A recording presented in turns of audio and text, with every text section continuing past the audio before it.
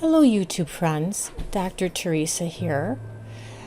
This video was inspired by Aquarium adorer based on her question asking if it was safe to put plastic plants in a dwarf seahorse tank because of the salt water and potential leaching. I thought that was a really great question and also a good topic for a video, so I thought I would also talk a little bit about some decisions I made about setting up my dwarf seahorse tank. You'll notice that my tank has a bare bottom. Although it might look nicer with some substrate, it's much easier to clean with a bare bottom. When you have substrate like crushed coral or sand, in a dwarf seahorse tank it becomes problematic because it's really hard to clean.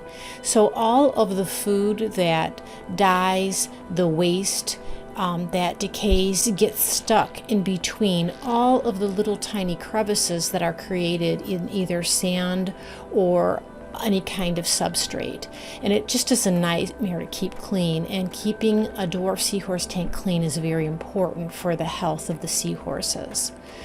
So as far as plastic plants, yes, I do like them, and I'm not worried about them leaching into the tank.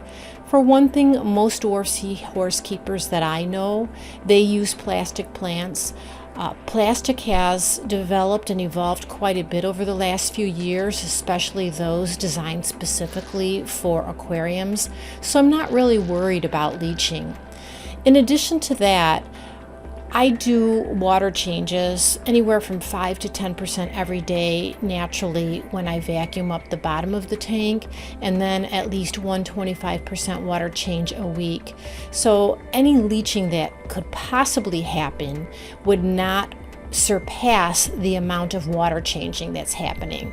So essentially, having the plastic leach into the tank just isn't a concern of mine. I've never noticed that problem, and I've never heard anybody else talk about that either. One thing to think about though, Aquarium adorer asked me what my thoughts were about silk plants. And I have tried silk plants in salt water before, but I have not had good luck with them. I actually would be more worried about them leaching into the aquarium than I would be the plastic plants. The material in the silk breaks down, it frays, it loses its color, which I imagine the dye does leach into the tank. They just don't hold up well, and they're horrible to clean, so I would never recommend them in a saltwater tank. You may notice that I don't have any live plants in my dwarf seahorse tank. I used to keep live plants in some of my seahorse aquariums, but as I reflect, I found that they were pretty messy in a few different ways. One, they trap a lot of food, and they're very hard to clean. Even when you blow them off with a turkey baster or something like that, things just get stuck on them. Another thing you have to worry about, especially in a dwarf seahorse tank, is that the macroalgae or the saltwater plants, you have to keep up with their growth and trim them back, or they will overtake the tank.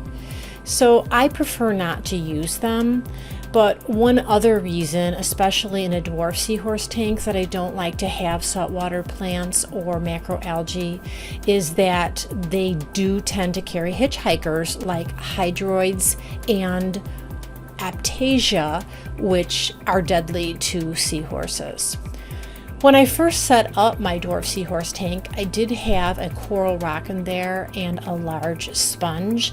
I eventually took those out because I was concerned that the seahorses would scrape themselves on coral, which can be sharp. And I took out the sponge filter because it took up a lot of space in the tank. And other dwarf seahorse keepers claim that a big sponge filter like that really generates a lot of nitrates, which is not a good thing at all for a dwarf seahorse tank. So anyway, that's my rationale for my setup. Again, I think it's perfectly fine to use plastic plants. You can get a lot more color in a tank that way, and just use as many as you like. They're easy to move around when you do your vacuuming each day or evening, and they will Really encourage your seahorses to change colors, and if you have enough of them, you'll see them starting to grow cirri, those little growths that come out that I just think are so attractive looking at them.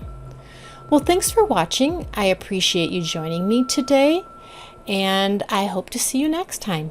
Take care.